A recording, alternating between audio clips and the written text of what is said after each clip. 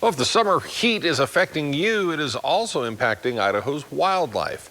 KPVI News That Works for You reporter McLean Westbrook spoke with experts about how fish and other animals are spending the warm season.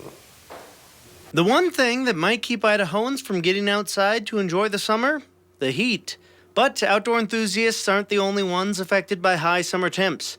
For the critters that live in the wild year-round, the season presents its own unique set of challenges. Well, definitely high summer temperatures can put a lot of stress on fish, just like it would do for any wildlife. Dr. Ernest Keeley, a biology professor at Idaho State University specializing in fish ecology, says the state's fish population might need to be handled delicately this time of year. Anything that can be done to prevent sort of extra additional stress is always a good thing to think about whenever you're out recreating or going fishing. If you want to catch fish, think about trying to handle them as little as possible if you're not going to harvest them. Higher temperatures in the summer can sometimes even be lethal for fish. When it gets really warm, things like dissolved oxygen in the water tends to decrease, and that can, if it gets too low, it can almost be lethal for the fish, and that's where you might see fish kills where water is really warm, the fish just die from that.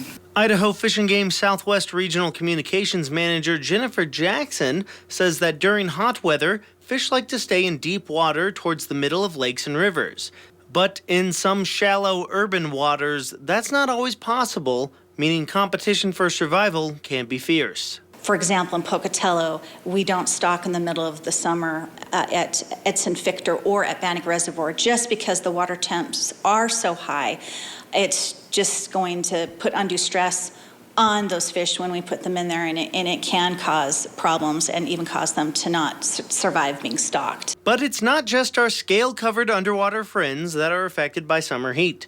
Jennifer says that warmer weather during the afternoon means big game animals have to get up just a little bit earlier in the morning.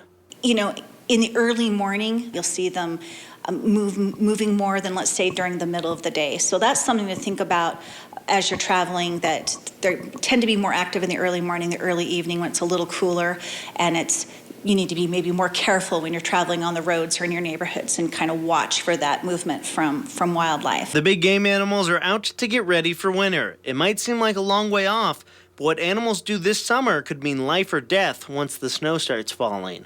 Even a mild winter can be problematic for a big game animal like a deer or an elk or a moose if they did not go into that winter with good body condition. And a lot of that prep happens right now in the summer and then also into the fall. So remember, as hot as the summer may seem to you now, at least you're not an animal. Reporting in Pocatello, McLean Westbrook, KPVI News That Works for You.